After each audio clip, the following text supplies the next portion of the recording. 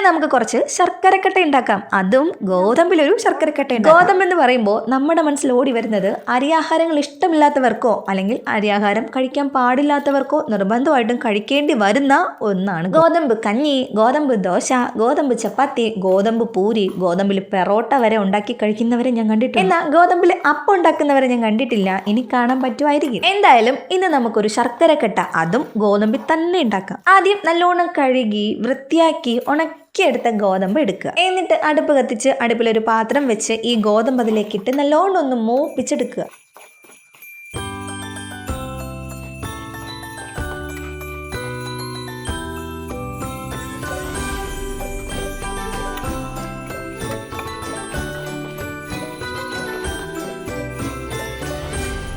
Then ഈ ഗോതമ്പ് മിക്സിയിലിട്ട് പൊടിച്ചെടുക്കുക. പക്ഷെ ഒരുപാടങ്ങ് പൊടിഞ്ഞു വരേണ്ട കാര്യമില്ല. നമ്മൾ ഈ പുട്ടിനൊക്കെ ആവശ്യത്തിന് പൊടിച്ചെടുക്കില്ലേ, അതുമാതിരി പൊടിച്ചെടുത്താൽ മതി. ഇനി അടുപ്പ് കത്തിച്ച് ഒരു പാത്രം വെക്കുക. പാത്രത്തിലേക്ക് നെയ്യ് ഉണ്ടെങ്കിൽ നെയ്യ് തന്നെ ഒഴിക്കുക. ഇപ്പം നെയ്യില്ലാത്തത് കൊണ്ട് നമ്മൾ എണ്ണ ഒഴിച്ച് അഡ്ജസ്റ്റ്. ഇനി നെയ്യാണെങ്കിൽ നെയ്യ് അല്ലെങ്കിൽ എണ്ണ. അത് ചൂടായി വരുമ്പോൾ അരിഞ്ഞു വെച്ചിരിക്കുന്ന ശർക്കര അതിലേക്ക് ചേർത്ത് നല്ലോണം ഉരുക്കിയെടുക്കുക. ഇതിൻ്റെ കൂടെ ചെയ്യേണ്ട വേറെ 2 പരിപാടിയുണ്ട്. ഒന്ന്, ശർക്കര എടുത്ത് നല്ലോണം അരിഞ്ഞു വെക്കുക. രണ്ടാമത്തെ പരിപാടി, ഒരു മിക്സിയുടെ ജാറിലേക്ക് തേങ്ങ ചിരകിയതും ആവശ്യത്തിന് ഏലക്കയും കൂടെ ഇട്ട് നല്ലോണം ഒന്ന് ചതച്ച് വെക്കുക. ശർക്കര ഉരുകി നല്ലോണം റെഡിയായി വരുമ്പോൾ അതിലേക്ക് ആവശ്യത്തിന് പാൽ ഒഴിക്കുക. ഈ തേങ്ങ ചിരകിയതും ഏലക്കയും കൂടെ ചതച്ച് വെച്ചിരിക്കുന്നതും കൂടെ ചേർത്ത് നല്ലോണം മിക്സ് ചെയ്യും.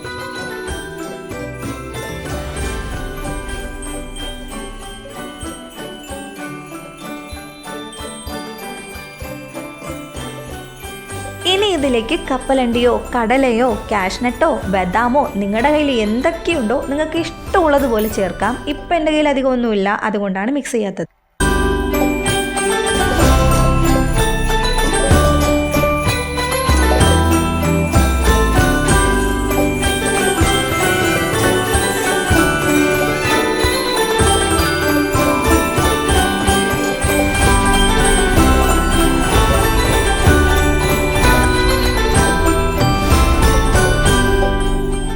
അതെല്ലാം കൂടെ നല്ല കുറുകി വരുമ്പോൾ അതിലേക്ക് പൊടിച്ചു വെച്ചിരിക്കുന്ന ഗോതമ്പും കൂടെ ഇട്ട് നല്ലോണം മിക്സ് ചെയ്ത് കുറുകി നമ്മുടെ കയ്യിൽ വെച്ച് നമുക്ക് ഉരുട്ടാൻ പരുവത്തിന് ആക്കിയെടുക്കും. ഒരുപാടങ്ങ് ഡ്രൈ ആവാനും പാടില്ല, എന്നാൽ ഒരുപാടങ്ങ് ലൂസ് ആവാനും പാടില്ല. നമുക്കതിങ്ങനെ ഉരുട്ടി സെറ്റാക്കി എടുക്കേണ്ടതല്ലേ. സോ ആവശ്യമായ പരുവത്തിന് ആക്കിയെടുത്തതിന് ശേഷം ഇറക്കി വെക്കുക. അതിന്റെ ചൂട് ഒരുപാടങ്ങ് പോകുന്നതിന് മുമ്പ്, അതായത് തണുത്തു പോയാൽ നമുക്ക് ഒരിക്കലും ഉരുട്ടി സെറ്റാക്കാൻ പറ്റില്ല. ചെറിയ ചൂടോടെ നമ്മൾ ചെറിയ ഉരുളകളാക്കി ഉരുട്ടിയെടുക്കുക. ഇനി ചൂട് മാറിയാൽ നമുക്ക് കഴിക്കാം, നോ പ്രോബ്ലം. ഈ അരിപ്പൊടിയിൽ ശർക്കരക്കട്ട, അതായത് ശർക്കര ഉണ്ടാക്കുന്നേക്കാളും ടേസ്റ്റാണ് നമ്മൾ ഈ ഗോതമ്പിൽ ഉണ്ടാക്കുന്ന ശർക്കര. ഇതിൽ എന്തൊക്കെ ടേസ്റ്റ് കൂട്ടാൻ നമുക്ക് ചേർക്കാൻ പറ്റുന്നുവോ, അതായത് ഞാൻ പറഞ്ഞ പോലെ കടല, കപ്പലണ്ടി, കാഷ്നട്ട് ഇങ്ങനെ എന്തൊക്കെ ചേർക്കാൻ പറ്റുന്നുവോ അത് ചേർക്കുന്നതനുസരിച്ച് അതിൻ്റെ ടേസ്റ്റ് കൂടിക്കൊണ്ട് നമ്മൾ ഈ മധുര പലഹാരങ്ങൾ വീട്ടിൽ തന്നെ ചിലവ് കുറഞ്ഞ രീതിയിൽ ഉണ്ടാക്കാൻ പറ്റുന്ന ഐറ്റങ്ങളാണ് കടയിൽ നിന്ന് ഭയങ്കര വിലയിൽ വാങ്ങിക്കുന്നത്. ഇനി കടയിൽ നിന്ന് വാങ്ങിച്ചാൽ തന്നെ ഒരു കവറിൽ 5 8 കൂടിപ്പോയാൽ 10 പീസായിരിക്കും ഉണ്ടായിരിക്കുക. പക്ഷെ നമ്മുടെ വീട്ടിൽ ഉണ്ടാക്കുമ്പോൾ നമുക്ക് ഇഷ്ടത്തിനനുസരിച്ച് ഉണ്ടാക്കുകയും ചെയ്യാം, ഇഷ്ടം പോലെ കഴിക്കുകയും ചെയ്യാം. ഇനി ഈ ശർക്കരക്കട്ട